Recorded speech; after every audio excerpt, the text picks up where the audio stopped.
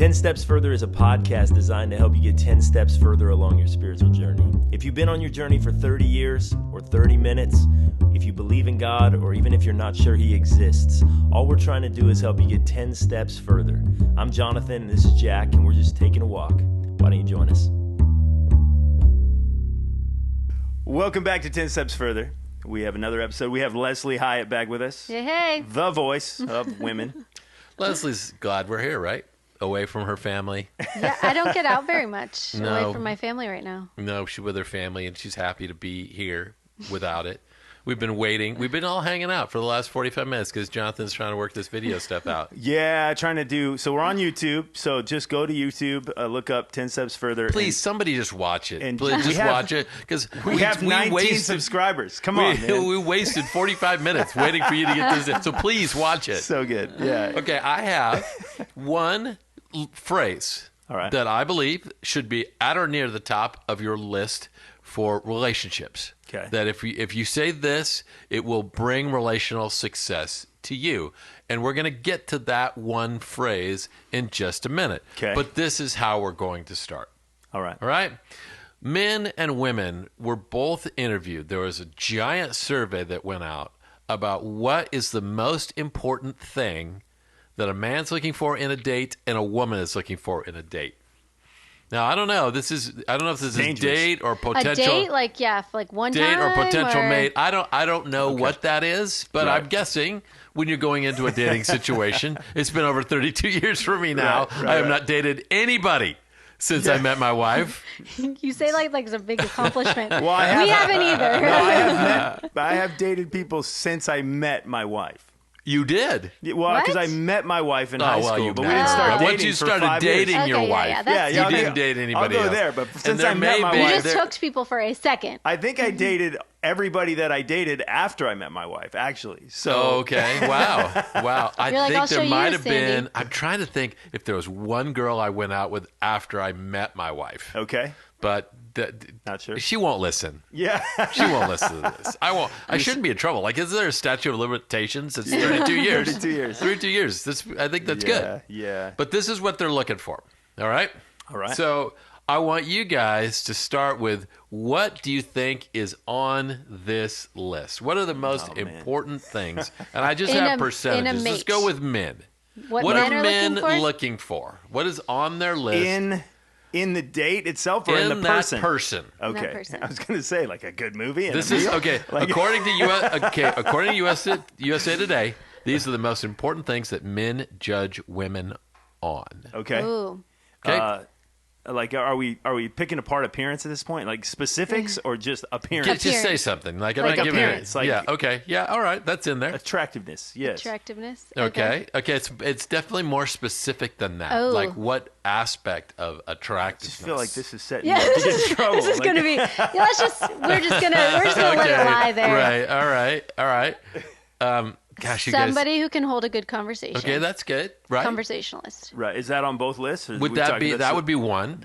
on both lists? I would think also. He's just doing men women? right now. Wouldn't you? Where would you put like sense of humor? Would that be top yeah, top like 10? like right. laid back, right? Chill a little bit. Yeah, that would be yeah, the word yeah, I would use. okay. It's kind of chill, like right. A confidant. Yeah, right. Probably somebody that laughs at your jokes. Well, definitely. That's the basis of Jonathan and I's relationship. So That's why those other women after he met Sandy didn't work. You're not laughing hard enough. yeah. I'm funny. Okay, those are the things that I would think of too. Okay. Here's the list. All right, here we go. Men's must have for a date. 58% said good teeth. That's number What? one. Okay. Good Number teeth. one. Second, you're not going to believe this. Proper grammar. Men are judging Wow. women by their Men. grammar? Third, When hair. was this published? Fourth, clothes. This is maybe 3 or 4 years old. All right. Fifth, having or not having a tattoo. Okay, these are Okay. all appearance. Yes. Is there any Well, others? wait, no. That was Nails. what I said, Their right? nails or their hands. That's 37%. Okay. Is a must-have. All right. Accent, shoes, the car they drive, and the electronics they carry. That's the list. Okay. Who are these guys? Was this a I checklist? just don't feel like this that is they, the they could guys only that I- check certain Here's boxes? the women's must-have. Okay, at 71%, good teeth. All right. Wow. And grammar is 69%. This was a survey done in a dentist office. Right. Like, while you're waiting, would you fill out this Clothes survey? is Published. third at 58%, so that's important. Hair, 53%. Nails, Oh, come on. 32%. 53% care about hair? Shoes. Shoes. Sandy's A in the woman's 47. must-have for a date. Shoes are 29%. Okay. And then 24% of the car they drive, 22% accent, and 10% Okay, the so electronics they basically carry. that was a checklist, and they had to rate them. Must have Yes. been, Yeah. right? That was a Yeah. checklist, and you had to rate them from 1 to 10. What do you care most about? Yeah. I might have said guess, teeth too but in that list. all Right. of that Right. You is- care more about their phone, their Or your car, or their teeth, teeth. clearly. Like, I'm going to go with teeth. Yeah. But how? Even how do teeth make it to the top? I don't know. Of Somebody's anybody's smiling. I list. know. Yeah. I know. And I read that list, and I wanted to rush to the mirror and buy some, Crest White strips. I did go to yeah. the dentist this morning. You did. That's First a new thing thing. after all the Corona stuff. Wow. Yeah. Do you have good teeth? I mean, no. I take good care of them, but I still get cavities. Yeah. Yeah. Never had a cavity once. Yeah, get out of here. That's the truth. It's the absolute. I've had a few, but not It's the not a absolute lot. truth. Yeah.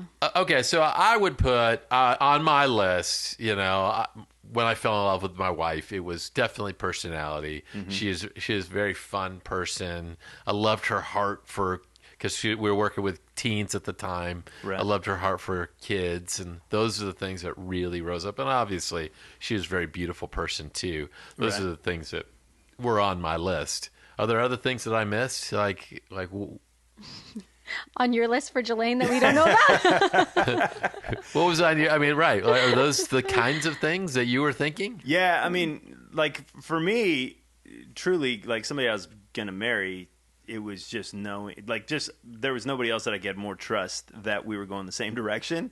Yeah. Like, that was very important. And Yeah. I was very attracted to her as well. Yeah, But right. but also, just like any other relationship that I ever had before her, it was just like, in my mind, I just knew this is not long term. There's no way this works, because it'll be a constant struggle. Because for me, I felt like my life was going to be calling into a certain direction, and that was not likely to pay a lot of money, and it could be like a lot of movement. And Yeah, as far I as figured ministry- you were going to say relationship with God was like at the top of that list because I didn't say it, and that was going to make me look really bad.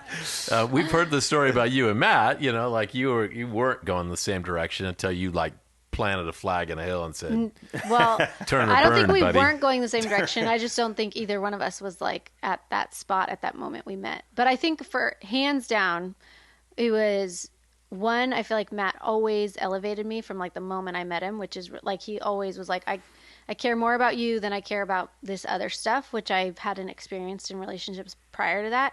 And then also, I don't know, there's just something to be said about when it's like a good match and when you're on the same page, it's just easy. Right. Like dating was just really easy for us. And like when we had conflict, it was like easy to reconcile because both of us were like, we believe in the same thing. We want the same thing. So we're going to try to figure out how to make this work. So I feel like knowing is sort of just like, it was easy. Like it Yeah. wasn't, Yeah. I was in relationships where it was always like up and down and your emotions are like, it was just easy.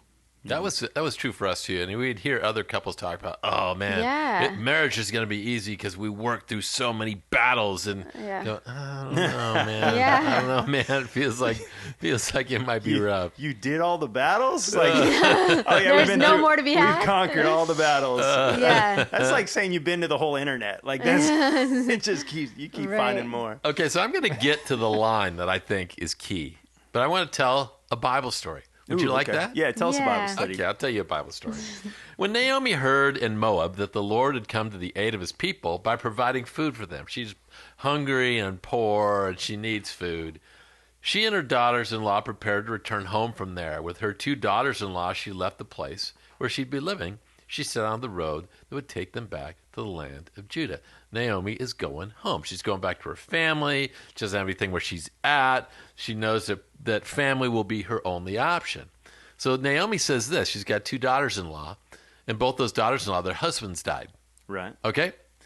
And she says to her daughters-in-law, go back to your mother's home. May the Lord show kindness as you have shown kindness to your dead husbands and to me. That's blunt. Yeah. Right? Right. May the Lord grant that each of you will find rest in the home of another husband. I mean, back in that day, their hope was that a husband would pick them up. Right. Right? Right. And that he would take care of them, which it seems odd. Like that's not the way it is today. Your only hope isn't the husband. Right. Right. Right. Right. But Yeah. back then, when it was eat or not eat, Right. and people had a very low opinion of women, that was kind of it. So she's looking at him. It's going to be a tough time, right? Hey, you got to get out of here. I can't tell you. I can't help you. All right? So then she kissed him goodbye.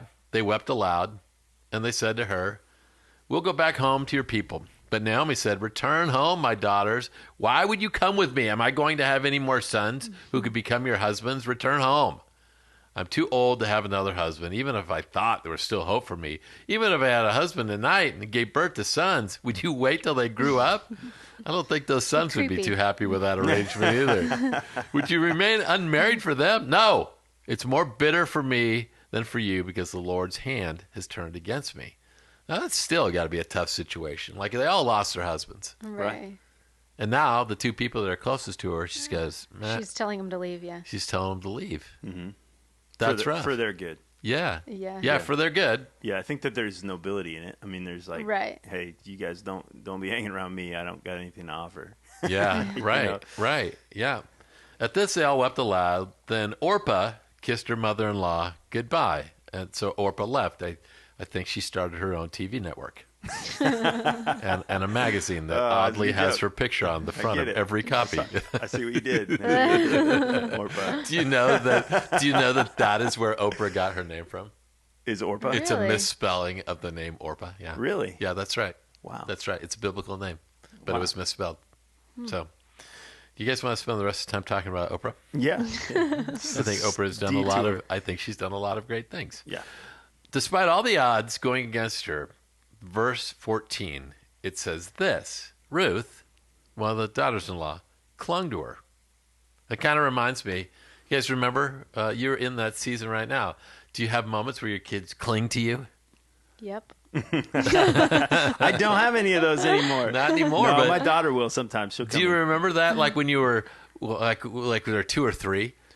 So Yeah. I remember they would grab my legs Yeah. and I would walk around with them, Oh yeah, yeah. stuck to you. The Yeah. weirdest thing is that right now, with all of this, our house is not big, and we're all together all the time. And I'm doing schoolwork with them, and then I like leave to another room to, like, you guys can have some time to play, whatever. And before I know it, they're all like right here, and I'm like, what? Am I a magnet? They're just like so Yeah. close all the time. It is funny. My dog is exactly the same way. Well, it is funny. Like we'll more often than it seems like should happen, we'll find all 5 of us. And like I got a 16-year-old, an 18-year-old, and an 11-year-old. So she's the only small one. Yeah. And we'll all 5 find ourselves in the little kitchen. Yeah. Like, Well, dude, that's I'm 'cause they're trying to supposed wash to a be. dish or I'm trying to open the fridge. That's so great. But it's awesome. Like someday Yeah. I'm gonna be like Me. Mara, like Naomi. I know. I got a kid in I have Phoenix nothing for and you. one in Palm Springs, and they're all over the place. Yeah. And it's sad. So here we go. Ruth clung to her. She just wasn't going to let go. And there was no arguing or reasoning. No worst case scenario was going to scare her off. And still, Naomi begs her to leave. Look, your sister-in-law is going back to her people and her gods. Go back with her. Now, this reply is one of the most famous lines in the whole Bible. And Ruth replied, "Don't urge me to leave you or to turn back from you. Where you go, I'll go. I will go. And where you stay, I will stay. Your people will be thought- my I people, thought Chris Tomlin wrote that. Where you go? and your God will be my God. Here you go. Where you die, I'll die. Wow. And there I'll be buried. May the Lord deal with me, be it ever so severely, if even death separates you and me." When Naomi realized that Ruth was determined to go with her, she stopped urging her. Now, look, there are a lot of relational qualities that we want, right? We want a good sense of humor. We want people who are loving and kind. We want compassion. Nice teeth. We want nice teeth, good grammar. Wasn't an option in Bible. We want to be good with, people who look good on our arm and bear as cute children. We want to be with people who are industrious. But look, here's what I'm going to throw out at you. If you want your marriage to be good, strong relationship with your kids, friends that give joy to the journey, you got to learn to say this. This is the line. I ain't leaving. Mm-hmm. I'm not going anywhere. Even when we're in conflict, I ain't leaving. Even though life is hard right now, I ain't leaving. Even though we've hurt each other, and that happens, right? Mm-hmm. Not leaving. This is hard to say and maybe hard to hear. Even though you stepped out on me, I'm not leaving. And I have friends who have made that decision. I have one friend who, after they had each one of their children, she would step out on him because she felt ugly and felt like, if I have an affair, I will feel beautiful again. And he said, I'm not leaving. It wasn't until years later, when she finally left him, that he was free from all of that. I wrote this a long time ago, not specifically for Lesley, but it fits. Even though my kid's really getting on my nerves, I'm not leaving. Even though we haven't had sex in forever, I ain't leaving. Even though my kid is entitled, I'm not leaving. That's my nomination. Sometimes that's all you got. I don't know what I'm doing, but I am not leaving. Yeah. It makes me think of even like as a kid growing up, and I saw my parents have conflict, and then I saw that they resolved it, and they stayed married until my dad passed away. And I think even that significantly impacts what happens to me in a conflict with my spouse versus friends who have parents that were divorced. Right. I have friends that came from divorced homes, and they're like, when we have this big conflict, there's always this thing in the back of my head of like, well, will this be it? Because that's what they saw growing up, that it didn't, they left. There was a point when there was a split, that it wasn't forever. So I think that's really impactful, for your children as well. I feel like that was something it's almost lost in this generation. Sure. Not just in marriage. Like, it was something that people had, like, I mean, just thinking of workplaces, we've talked about that with Monty, of like the previous generation was like, I'm a company man. Like, this company takes care of me, I take care of them. I'm loyal. Right. And that's just something that is like, it just is so far removed that there's just, it's weird to think about, because like not even families have that now. It almost seems like maybe a majority of us have maybe a sibling that we haven't talked to in forever, like way too long. Like, that's just, and it's crazy. Like, people that you grew up with, think about your kids and how they're always together, and that there comes a point where they don't call each other, they don't talk to each other. Do you know of a situation in your life or near your life where people have gotten married and within 2 years have gotten divorced?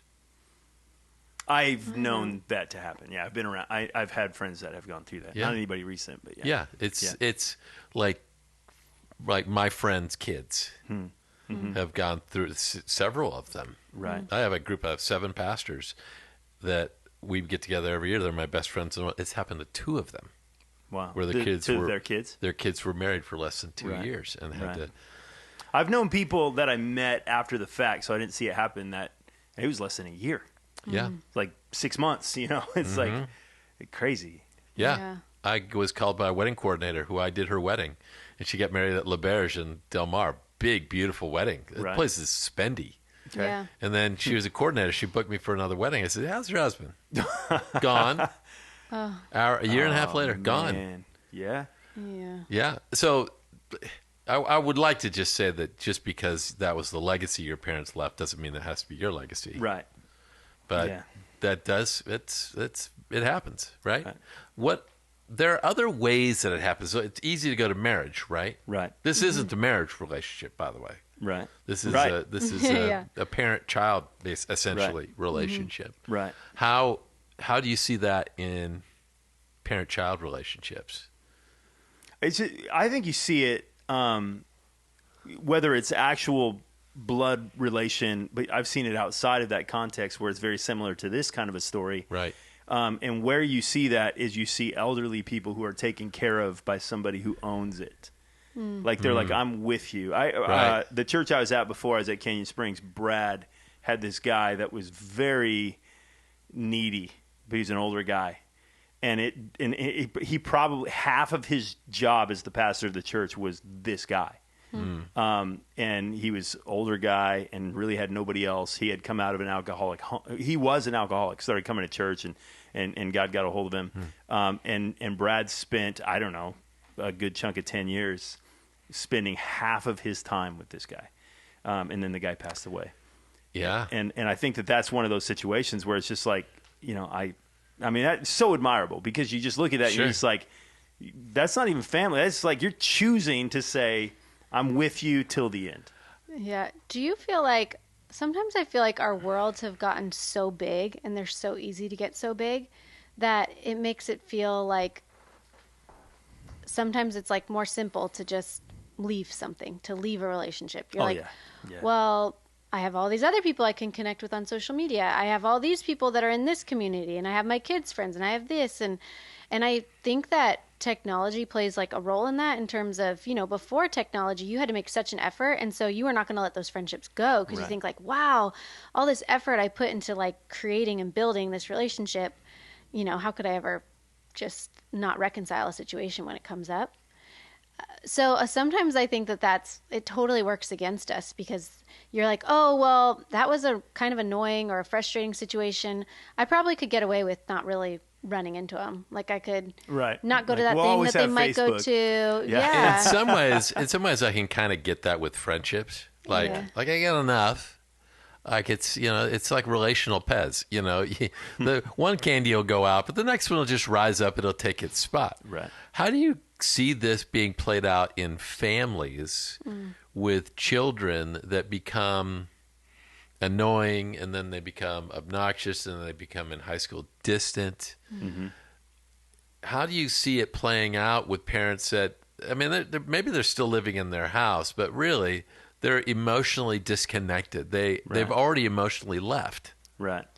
Or that's like really one-sided. Yeah. We have a family member who, has been on and off drugs. And so it's hard to continually give of yourself when like it's not going to necessarily come back, or it might come back for a season and then it's not. Right. But how do you keep saying like, I'm not leaving, I'm still going to always be here regardless of. Yeah. I think one of the significant pieces to this story is where you go, I'll go. And it's just this, because I look at my own family and there's 5 of us siblings. There's 5 of us and we're all spread out. Like we're just all over the map. Like at some points in our history, we've got multiples that are on other sides of oceans.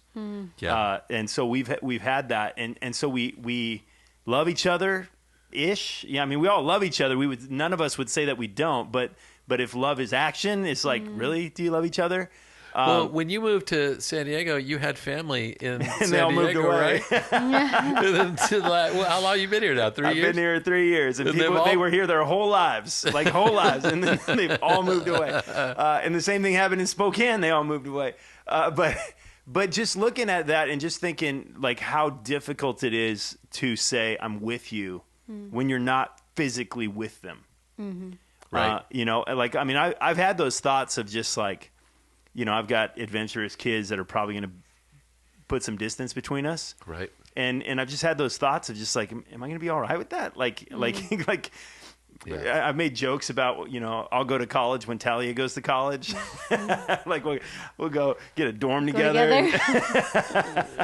Right. She'd be all over that, I'm sure of it. I just think that there are difficult situations that people find themselves in with their children. Yeah. And they get more accolades at work.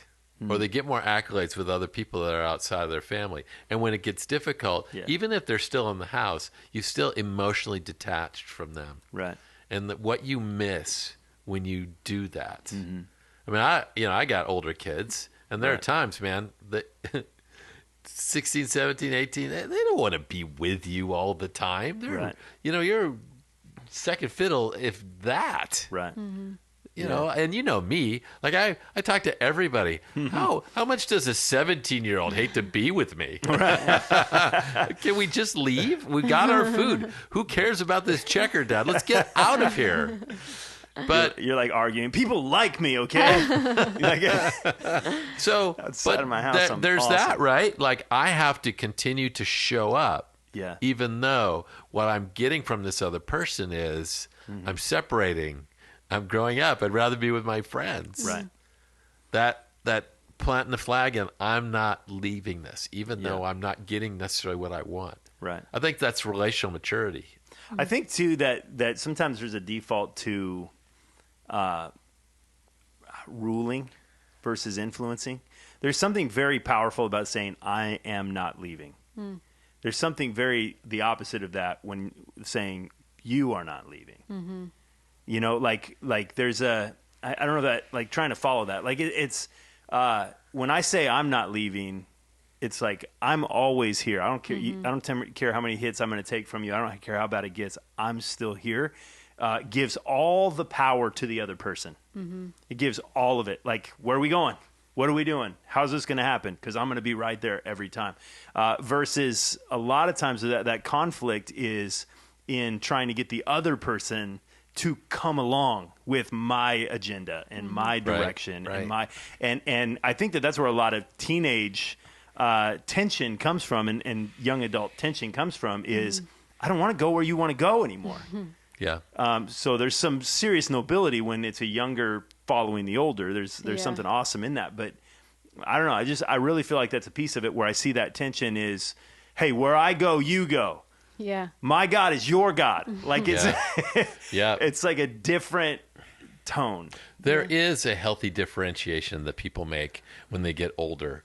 And part of that is pointing out what you're not good at as a parent, because this is what I want to be better at. This is how I'm different as a person. And I think there's a health to that. Right. I don't know. Do you have any thoughts on that? No, but I was thinking when you were talking that I feel like I don't have kids, so I mean I don't have adult like high school age kids, but in just speaking with friends who do, and then I remember one time my sister and I said, like, when we were new parents, like, Mom, like, how did you do that? How did you do like middle school and high school? And we like didn't want to be around you. Like, how did you raise two like normal kids who like you now and like each other? And like, what do you, and she's like, well, I just learned that if I felt like something was going on with Lesley, that I wasn't going to try to like corner her to talk about it. But if I got her in a long car ride, eventually she would just start talking. I just knew that was like Lesley's way. Like, eventually if we were in a long car ride, she would be like, well, there's nothing else to do. So she would start talking. And so I thought it was so cool. That was one thing she said. And the other thing she said is I always drove carpool. Like, I was frustrated that you guys always wanted to leave and you were always making arrangements with friends. And it was kind of annoying that I like was chauffeuring. But she said, I knew if I always carpooled, your friends would be grateful that they had a ride, and you guys inevitably would just start talking. You would forget that I was in there, and I would like hear about what was going on and who was talking to who and who was dating who. And she's like, and it would be natural way for conversations later. And then I was thinking about the Roys, and they're just, I think they're just such great parents. And I know one of the things that Betsy said to me is she's like, it's weird living in this age where like your kids don't really detach from their phones that often. Right. And she said, but we've learned that we make this habit of getting in the jacuzzi every single night. And probably like it used to be more, but she's like maybe 50% of the time now the kids will come into the jacuzzi with us. And she's like, they can't have their phones there. So inevitably they like start to open up. And she's like, we just always do this habit because we know if they come into the jacuzzi, then it's a time that we're going to like reconnect.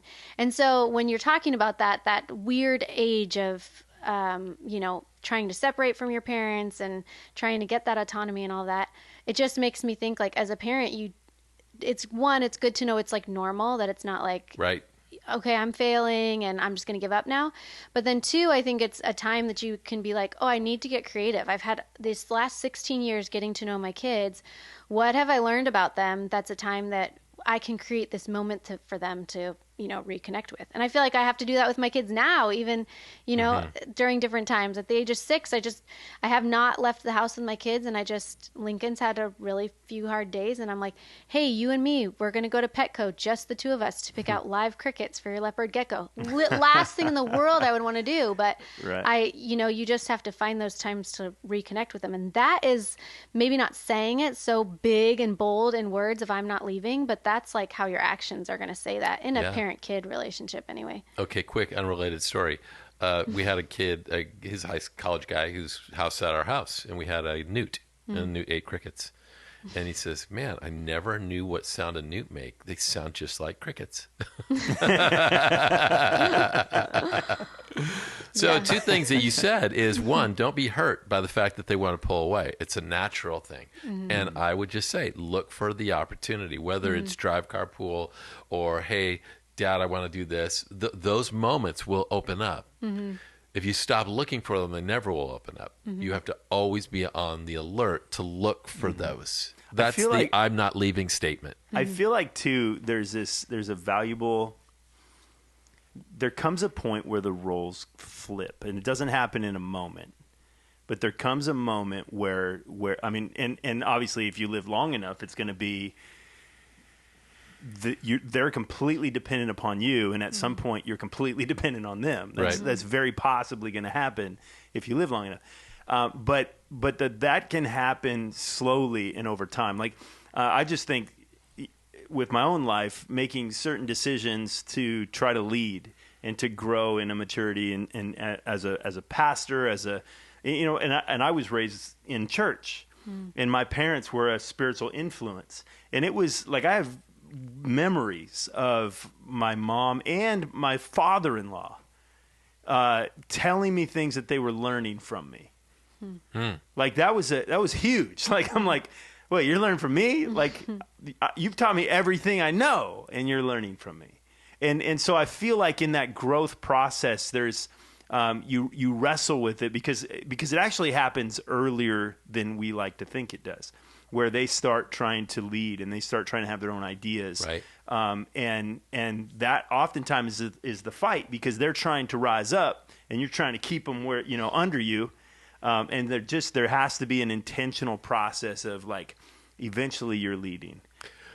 Yeah. What I'll do is I will confess weaknesses about myself, that I'm struggling with this at work, or like I just told you guys before we started, I just finished 4 weeks with my counselor, and he cleared me. I'm still waiting for the paperwork to come through, but you're no longer he cleared insane. Me. Or right, like, right. Yeah, it's a great episode in The Simpsons where Homer is put in an insane asylum. But how do you know of who's sane and who's not sane? It says they stamp it on his hand. It says insane. So I try to confess those things so that, and just ask my kids wisdom in this situation, which flips the role. Yeah. And they're much more willing to talk with you if you're willing to share your weakness. Right. And how you're not good. Because generally, what are we giving them? Right. Advice. Yeah. You got to follow everything. Well, do this. Yeah. Right. And I do think that there's a place to set standards and rules and all that, but I really feel like there's a place to, and it's hard, especially as they get older. I know Josiah was going through it. He's my oldest, was going through it at, 12. And that created a lot of tension. I actually sat down with them at a McDonald's. I was like, hey dude, let's go sit down. And they were having some friction. And I remember having that conversation with them. And I said, we were just talking about how he felt about it. And I was kind of like, do you feel like, because you treat your mom different than you're treating me, do you feel like she treats you different than I do? And how is that? And kind of the whole thing kind of came around is he felt like she treated him like a little kid and I didn't, was kind of it. Like it was allowing him to kind of rise up into that role. And he was practicing his arguing skills at the time. Like yes. That is a thing.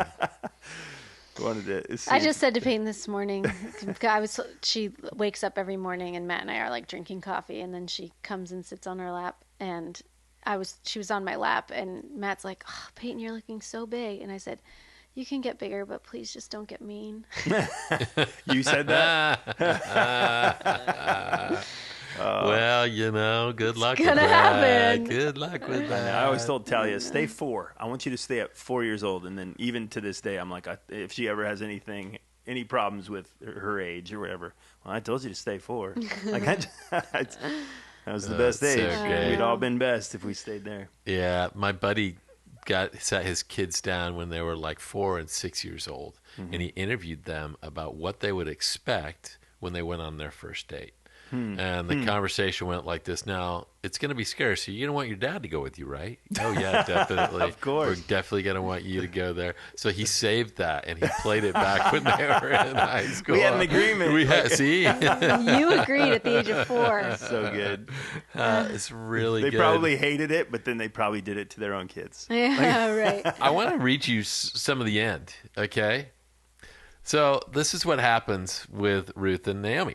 So the 2 women went on until they came to Bethlehem. When they arrived in Bethlehem, her hometown, the whole town was stirred because of them. And the woman exclaimed, "Can this be Naomi?" All right? And Naomi says this, "Don't call me Naomi," she told them. "Call me Mara, because the Almighty has made my life very bitter. I went away full, but the Lord has brought me back empty. Why call me Naomi? The Lord has afflicted me. The Almighty has brought misfortune on me." Isn't that who you want to stick around with? Yeah. What does the name Mara mean? Bitter. Bitter. Which I hope there's no Mara listening. Your name means bitter. Come on. You can't help it. It's a prettier name to say Mara, though, than bitter. Generally, like Norma Jean Baker changes her name to Marilyn Monroe. Okay. Right? Right. Nobody's named Sting. Nobody names it. You name yourself something cooler. Yeah, exactly. She names herself Mara. Do you guys know how the story ends? Yeah. Yep. Tell it, Lesley. Well, she meets Boaz. Boaz. There's a cool name. There's That a is cool a cool name, name. Hunky Boaz. who invites them into their house and says, well, she first is going to pick all of the extra scraps like people are allowed to do, all the little leftovers that are left, and then he kind of takes notice of her and takes her in, and then they both have a home again and somebody who can care for them. Yeah. She's taken care of. She finds her husband, and he marries her. I believe that these people are in the line of Christ, right? Yeah. Right? Yeah. So listen to this. Ruth 4:13 gets a little racy. So Boaz took Ruth, and she became his wife. When he made love to her, the Lord enabled her to conceive, and she gave birth to a son. Now, that's Ruth 4:13. Ruth 4:14 says this. The woman went to Naomi. "Praise be to the Lord, who this day has not left you without a guardian redeemer. May he become famous throughout Israel. He will renew your life and sustain you in your old age. For your daughter-in-law, who loves you and who is better to you than 7 sons, has given him birth." Then Naomi took the child in her arms, and she cared for him. The women living there said, "Naomi has a son," and named him Obed, and he was the father of Jesse, who was the father of? David. That's right. King David is all part of her inheritance. And it all started with one line. I'm not leaving. Right. I'm going to stick with you. Now, how is this a difficult and guilt-producing statement for some people who are listening? Because they didn't stay. Yeah. Like there's plenty of people who, I should have, and maybe they're kicking themselves, or maybe they're asking what that was supposed to look like. Yeah. Or maybe there are some people who are in relationships where they're being abused. Right. And it has become very, very difficult to stay. And staying has become a hardship. Right. That is a reality. Right. Yeah, maybe we need a next podcast. I'm leaving, because we could probably find another Bible story to back that one up. Right. Like all these, This is a story in the Bible. This isn't an edict. Right. This doesn't mean you have to do it. Yeah. This is something that it's possible. It's the fruit of... Right. If you are in a difficult relationship with your child, I would say do whatever it takes to not leave. If you are in a difficult relationship with your spouse, I would say the same thing. Right. Fight for it. Right. You know, I go back to that guy who had his wife, every time they had a kid, she had an affair. He stayed for his children. He stayed until she left. I mean, he did it. Yeah. Right? Yeah. Yeah, it's powerful. Yeah. So, I don't know. What's our challenge to people? One is, I'm not saying if you're abused, you got to stay. That's foolhardy. Yeah. There's something to note, too, that she chose to stay. Right. She chose who she would stay. Right. You know, what like she picked to be where she was, and I would even perhaps go even further and say, like, she made it a big deal. Your God is my God, and the one she was choosing to follow had something to do with the God she knew that person followed. Right. That she chose, in a sense, a mentor. She chose somebody who said, "I'm behind you. I'm going to help you. I'm going to serve you because I want to be like you."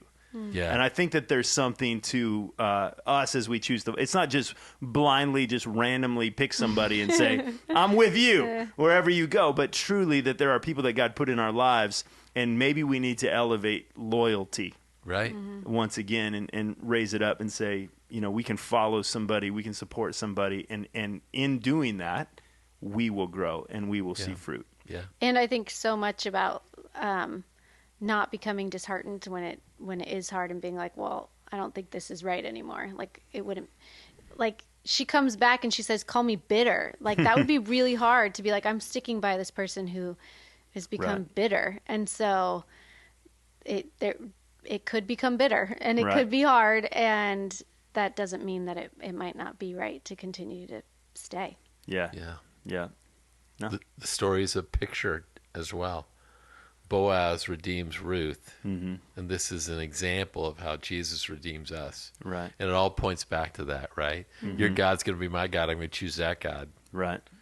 And this is what your God does. He redeems when it's unredeemable. And we're at the worst, most bitter place in our lives. Right. Right? No, it's good.